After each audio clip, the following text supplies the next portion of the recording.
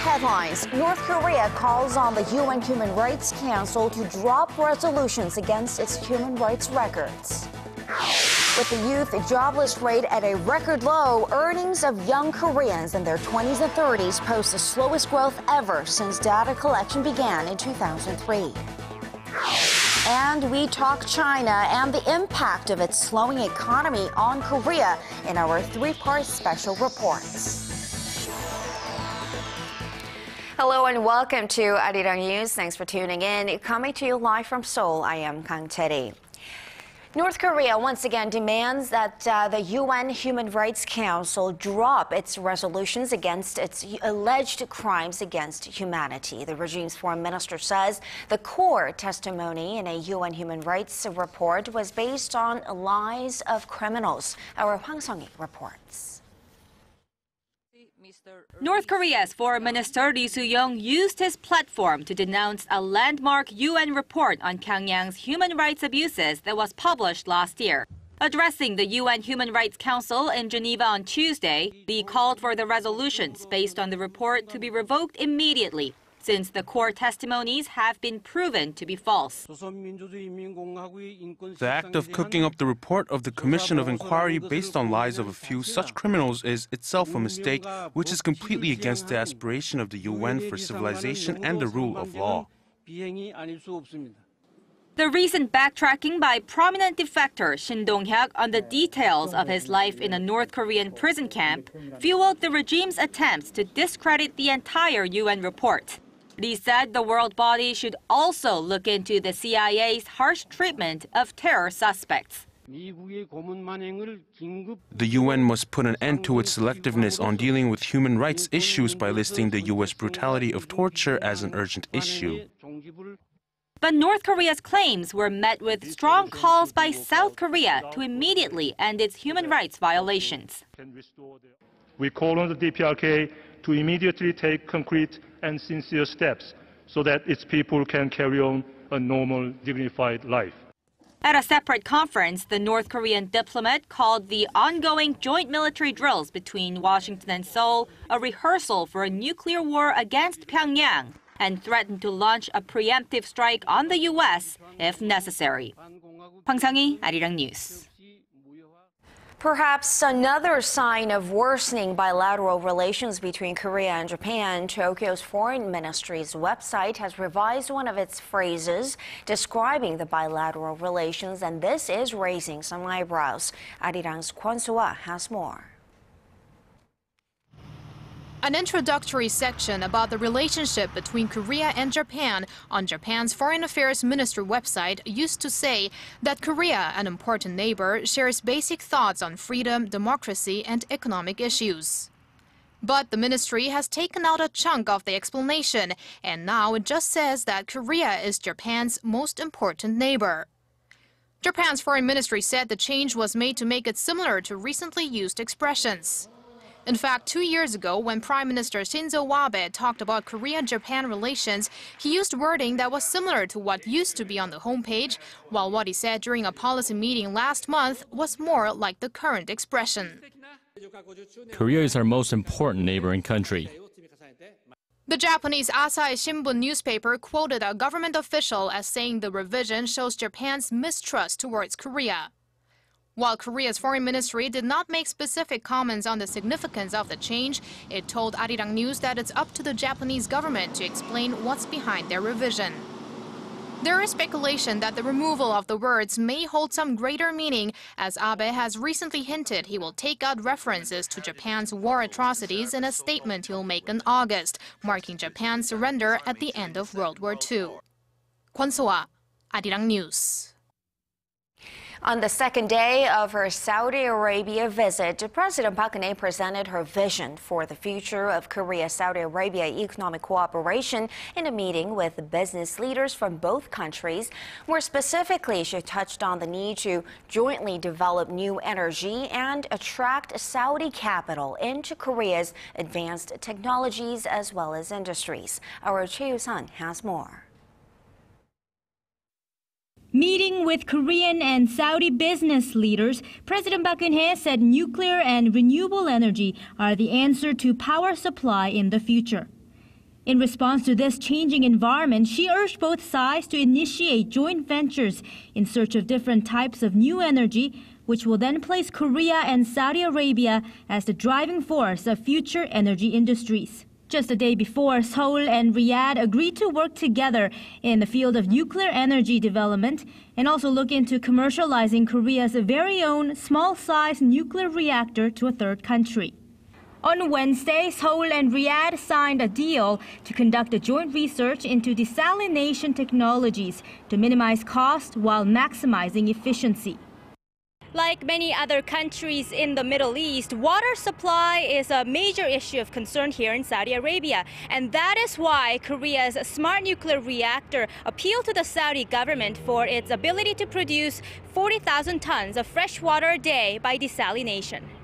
Another deal involves Riyadh's Public Investment Fund investing in Korea's POSCO E&C to develop the Saudi auto manufacturing industry.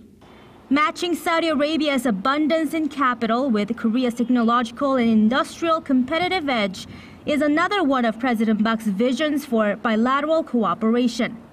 In line with this, the president is scheduled for talks later with Al-Walid bin Talal, the CEO of the Kingdom Holding Company.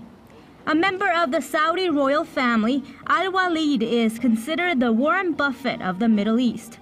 Wrapping up the second leg of a regional tour, President Park will depart for the United Arab Emirates Wednesday evening. Choi Yu-sun, ARIRANG News, Riyadh. A controversial bill aimed at rooting out corruption in Korea passed a parliamentary hurdle only yesterday, but critics are already raising concerns that the scope of this new law, which can be seen as too broad by some, may make the legislation unconstitutional. Our Kim Young-gil explains. A sweeping anti-corruption law will go into effect starting as early as September of next year, after an 18-month grace period. But critics are already calling for revisions. One problem, they say, is that an individual can be charged under both the anti-corruption law and criminal law. The criminal statute allows for punishment of those who receive bribes in exchange for favors, and the anti-corruption law allows for the punishment of a person who takes money or gifts in the amount specified regardless of the existence of a favor. That could lead to a double punishment for a single person. Another problem is the law does not have a clause that allows for the punishment of those who give bribes or ask for favors. But public figures who receive bribes worth more than $900 can be jailed for up to 3 years or fined up to 5 times the value of the money or gifts received. The law was originally aimed at rooting out corruption within the government, but was expanded to apply to other people with public influence, such as teachers and journalists. What is concerning is that it also strengthens the power of the prosecution, which has already been criticized for abusing its investigative powers, especially where politicians or CEOs are concerned. Prosecutors will be able to exploit their authority using the anti-corruption law, as it makes it easier for investigations to be conducted with little proof, since the law says a recipient can be punished even in the absence of a favor. Some lawmakers have also raised concerns that the law is unfair because it does not include civic groups, which are seen as the largest interest groups within society. Kim Young-gil, ARIRANG News.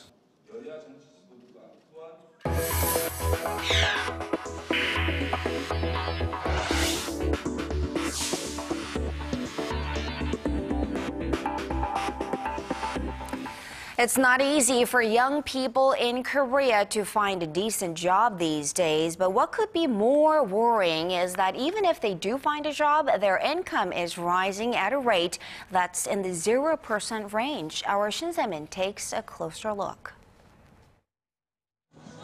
Korea's younger generation posted the worst income growth last year. The average monthly income of households headed by people in their 20s and 30s was around $4,000. That's an increase of just 0.7% compared to a year earlier, according to Statistics Korea, even lower than growth figures after the global financial crisis. A major reason behind the slowdown is the country's youth unemployment rate that's hit a record high of 9% last year. As a result, even young people with jobs often have to start their careers on short-term contracts with little stability. Younger people have to find jobs quickly and earn money in order to raise Korea's labor productivity. But that's not what's happening now, and this will of course have a negative impact on the overall Korean economy. And as the cost of basic living expenses rise, like monthly rent, the amount of debt the younger generation is responsible for keeps piling up. Last year, the average debt of households headed by people under the age of 40 was over $14,000, up more than 11% from 2013. Shin Se-min, ARIRANG News. Over the next 3 days, we're going to take an in-depth look into the world's second largest economy, China. On the first part of this series today, our Kim Min-ji explains what's slowing down the Chinese economy and what's being done to turn it around. After decades of breakneck expansion, the Chinese economy wound down last year to its slowest pace in 24 years. It grew 7.4%, falling short of the government's target of 7.5%. At this year's major political meetings, China is expected to lay the groundwork for further reforms to aid this period of slowing growth. China isn't expected to record double-digit growth anymore given the size of its economy. Its exports and investment, which were once important growth drivers, are now seen as unsustainable. China's exports have slumped in recent years due to sluggish global demand, and the country's heavy dependence on investments led to severe problems, including income inequality and an imbalance between consumption and investment. China describes the slowing momentum as the new normal, and efforts are underway to transform the economy to one that's driven by domestic consumption and services. The government has implemented various policies aimed at boosting consumption, such as accelerating urbanization, adopting universal health care, and easing regulations in the service sector. China's consumption will start to rebound by 2020, according to our calculation. China's consumption will reach around 44% of GDP from the current 36%. By that time, Chinese consumption market will be $10.7 trillion. Analysts see the slowdown in 2014 as a prelude to slower growth this year, as they don't foresee China's domestic-led growth to have an immediate impact. What's more, there are looming uncertainties for the global market, which is dependent on the Chinese economy for growth. And Korea is no exception, with China as its leading trade partner. Kim Min-ji, ARIRANG News. The buzz surrounding Samsung Electronics lately has been focused on its mobile payments service called Samsung Pay. The company says its current plan is to target Korea and the United States rather than the global market. It's planning on sealing deals with 6 Korean credit card firms by the summer and will make the service available in the second half of this year. It's already inked deals with several U.S. payment companies, including Visa and MasterCard. The service platform will be featured on Samsung's recently unveiled Galaxy S6 and Galaxy S6 Edge smartphones. Korea and the U.S. have pledged to strengthen their cooperation in setting up communications policies. The head of Korea's communications regulator, Choi Sung-jun, met his American counterpart, Tom Wheeler, on the sidelines of the Mobile World Congress, currently underway in Barcelona, where they agreed to push for policies on net neutrality, also referred to as the open internet. This involves ensuring that governments and internet service providers allow the public to freely access data or services on the internet. With the concept of the Internet of Things and big data becoming more prevalent or common, the two countries also agreed on the rising need to protect online privacy. And we now take you to the Mobile World Congress in Spain, where a wide range of innovative products are being showcased, from wearables to Internet of Things devices to 5G platforms, 1,000 times faster than current networks. Of course, it's all there. Our Sun Jung-in has more. Hello, smart bike. Hello. Right turn signal on. A rider controls his motorcycle with just a simple verbal command. He interacts with the bike to check his speed and asks for directions during his ride. This is all possible thanks to Internet of Things technology and a mobile chipset in his helmet. And using our Intel Edison to add into the bike that communicates to the Intel Edison that's inside the helmet, enabling an Internet of Things and interaction between the bike and the motorcycle rider. That's just one of the gadgets on display at this year's Mobile World Congress in Barcelona. This air purifier is another. It sends information about the air quality inside a room to a smartphone in real time. This smart purification system, integrated with the Internet of Things, is able to measure the air quality on its own and turn the air purifier on when necessary. Experts say that in order to make devices like these commercially viable, what's needed is a new generation of mobile telecommunications technology that's faster and can deal with an enormous amount of data. IoT is real. It is here today. And we need our networks to support this huge growth that is coming.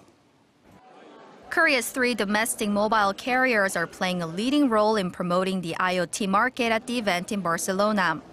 And they're showcasing their latest 5G platforms with a heavy emphasis on the fact that the network is 1,000 times faster than the existing 4G LTE networks. Son Jung-in, ARIRANG News.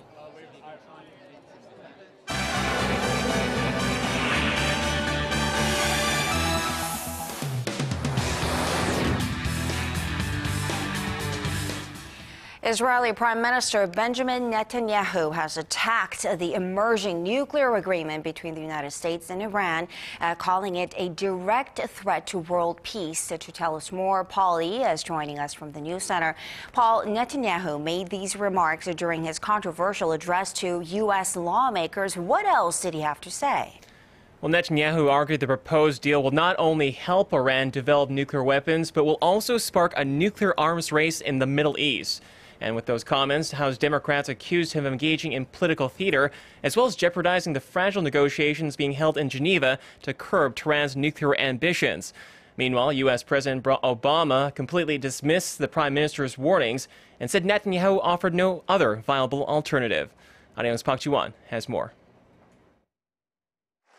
Speaking before the U.S. Congress on Tuesday, Israeli Prime Minister Netanyahu stressed that the current nuclear negotiations between the U.S. and Iran will only help Iran develop nuclear weapons capability. This deal has 2 major concessions. One, leaving Iran with a vast nuclear program. And 2, lifting the restrictions on that program in about a decade. The Israeli Prime Minister also warned the deal will spark a fresh nuclear arms race in the Middle East, threatening stability in the region. The speech received loud applause from Republican lawmakers, but Obama's fellow Democratic lawmakers expressed their discontent with the speech, and dozens boycotted the speech.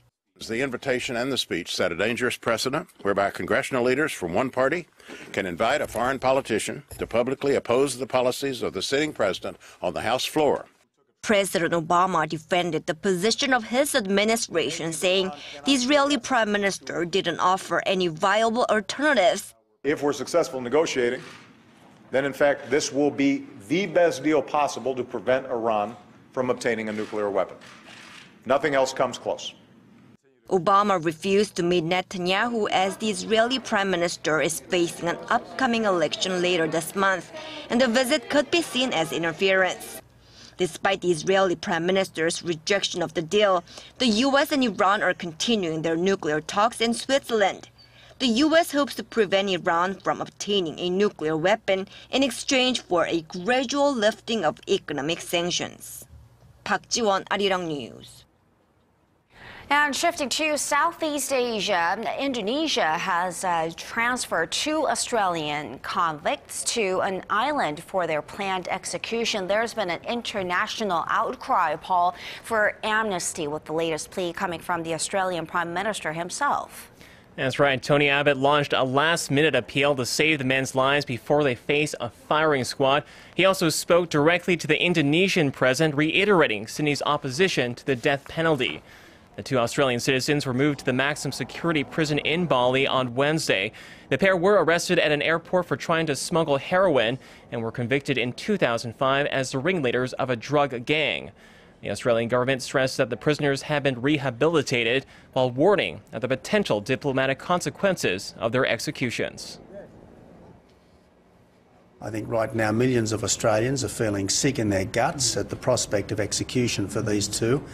I've been saying again and again that this is contrary to Indonesia's national interest and it's contrary to Indonesia's best values. Indonesian President Joko Widodo has repeatedly denied clemency for the Australians and the 9 other convicted gang members on death row. The country imposes harsh penalties for drug trafficking and had resumed the use of capital punishment in 2013 after a 5-year suspension. And following up on the latest political events in China, the government there has declared that it plans to increase its military spending by around 10% this year. Paul, this announcement comes on the eve of the opening of the National People's Congress. What other details did Beijing release? Well, Parliament spokeswoman Fu Ying informed state media on Wednesday about that 10% on-year increase for China's 2015 defense budget. Now, the exact figure is expected to be disclosed on Thursday during the annual meeting of top political leaders. The estimated budget hike is expected to be focused on ramping up the country's investment in high-tech military hardware from submarines to stealth jets. It comes after a nearly 2-decade run of double-digit increase in military spending for the world's second-largest economy. Compared to other world powers, the road for China's defense modernization is more difficult. We have to rely on ourselves for most of our military equipment and research and development, sometimes from the scratch. In addition, we must strengthen the protection of our officers and soldiers. In comparison, Beijing's defense spending rose over 12% last year to $130 billion, second only to the United States. And finally, Paul, let's turn to the United States. Authorities in California are cracking down on cases of so-called maternity or birth tourism that target wealthy, expecting moms from Asia. How exactly does this international scheme work? Well, U.S. immigration officials say these business groups have been catering to women predominantly from China, each paying upwards of $50,000 in hopes of gaining American citizenship for their children. The clients are given housing until they have their babies on U.S. soil, automatically granting them American passports before returning to their home countries. To curb the practice, U.S. federal agents raided dozens of these so-called maternity hotels on Tuesday, including those in Los Angeles and Orange County. This morning we're executing a number of search warrants and conducting some interviews in connection with our investigation of 3 organizations that are involved in Chinese birth tourism. Chinese birth tourism is a scheme whereby wealthy women in China travel to the United States to have their children born in the U.S. so that they are U.S. citizens. Though it's not considered illegal for women from abroad to give birth in the U.S., authorities say they are investigating whether such businesses are coaching the mothers to commit visa and tax fraud. It's estimated that as many as 40,000 children born to foreign citizens each year in the U.S. are linked to this underground tourism industry. Charity? Underground tourism industry. That's a new concept there. Thank you so much for those stories, Paul, and we will see you again in just about 2 hours.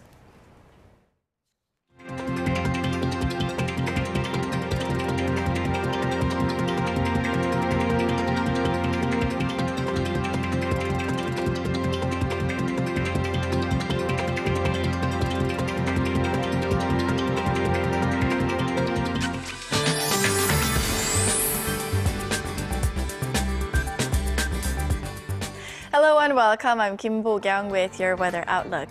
It's been a brisk, cold day nationwide, and strong winds are making conditions feel about 7 degrees colder than the actual numbers. And in fact, a strong wind watch has been issued for parts of Gangwon province.